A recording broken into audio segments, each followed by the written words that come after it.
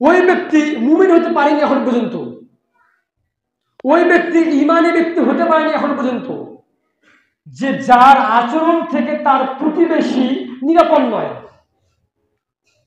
সম্মানিত উপস্থিতি, তাহলে মুমিন হতে হলে এই জিনিসটা আপনার স্মরণ করতে হবে যে আপনার কাছ থেকে যেন কোনো ব্যক্তি কষ্ট না পায়। তো রাসূল সাল্লাল্লাহু আলাইহি ওয়াসাল্লামের 65 বছর জীবনে তার কথাতে কোনো ব্যক্তি কষ্ট পেয়েছে, তার কথাতে কোনো ব্যক্তি কষ্ট পেয়েছে এরকম কোনো ইতিহাস পাওয়া যায়নি। কিন্তু আপনার আমার কথায় প্রত্যেকটা মানুষ প্রত্যেকটা দিন কষ্ট পাচ্ছে। তাহলে আপনি কি মুমিন?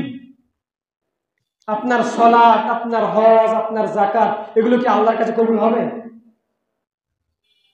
তো রাসূল সাল্লাল্লাহু আলাইহি ওয়াসাল্লামের 65 বছর জীবনে তার কথাতে কোনো মানুষ কখনো কষ্ট পায়নি। কিন্তু আপনি যখন কোনো মানুষের সাথে কথা বলেন, আপনার প্রত্যেকটা কথায় প্রত্যেকটা কাজে একটা মানুষ কষ্ট পায়, এমনকি আপনার প্রতিবেশীও কষ্ট পায়। তো ওই ব্যক্তি মুমিন হতে পারবে না।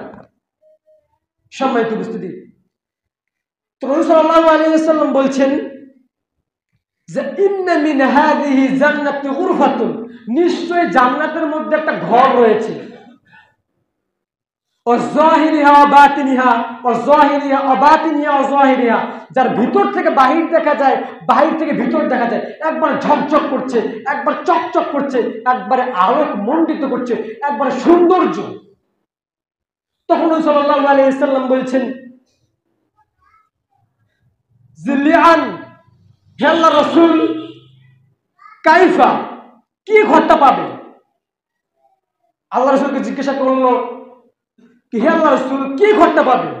তখন আল্লাহ সাল্লাল্লাহু আলাইহি ওয়াসাল্লাম বলছেন আলানাল কালাম, যার কথা ভালো, যার ব্যবহার ভালো, যার আচরণ ভালো, যাকে মানুষ শ্রদ্ধা করে, যাকে মানুষ সম্মান করে, যার কথা মিষ্টি মধুর, সেই ঘরটা পাবে। তাহলে আপনি আমি কি সেই ঘরটা পাবো? যেই ঘরটা জান্নাতের মধ্যে একটা ঘর রয়েছে, একবার ভিতর থেকে বাহির দেখা যায়, বাহির থেকে ভিতর দেখা যায়, একবার ঝকঝক করছে, একবার চকচক করছে। আল্লাহ রাসূলকে জিজ্ঞাসা করে হে আল্লাহ রাসূল, ঘরটা কে পাবে? মান কে পাবে ঘরটা? তখন আল্লাহ রাসূল সাল্লাল্লাহু আলাইহি ওয়াসাল্লাম বললেন যে আলানাল কালাম, যার ব্যবহারটা সুন্দর, যার আচরণটা সুন্দর, যার আচরণে প্রতিবেশী কষ্ট পায় না, যার আচরণে মানুষের সাথে আসতে চায়, ওই ব্যক্তি ঘরটা পাবে। তো আপনি আমি যখন বাসা থেকে বের হই, যখনই কোনো কাজে বের হই বা কোনো আপনার নিজ স্তর মানুষের সাথে কথা বলি, এত ব্যবহারটা খারাপ কেন? সম্মানিত উপস্থিতি, এই জন্য আমাদের আচরণটা ঠিক করতে হবে। একজন প্রতিবেশী যদি আপনার ব্যাপারে কটূক্তি করে থাকে যে এই লোকটা খারাপ, ওই ব্যক্তির আর জান্নাত যাওয়া হবে না। একজন প্রতিবেশী যদি তার ব্যাপারে একটা সার্টিফিকেট দিয়ে থাকে যে এই লোকটা খারাপ, এই লোকটা আমার সাথে এই খারাপ করেছে, কোনো মানুষের সামনে যদি বলে, ওর আর জান্নাত যাওয়া হবে না।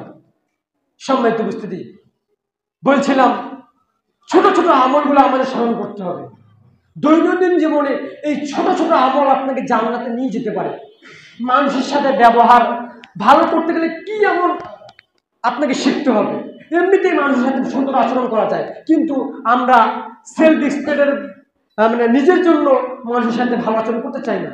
নিজেকে মনে করি আমি তার চেয়ে বড়, সে আমাকে সম্মান দেয়, কিন্তু ইচ্ছাকৃতভাবে সুন্দরভাবে মানুষের আচরণ করতে চাই না, ভালো আচরণ করতে চাই না। সম্মানিত উপস্থিতি, তো রাসূল সাল্লাল্লাহু আলাইহি ওয়াসাল্লাম এমন মানুষ ছিলেন যখন তার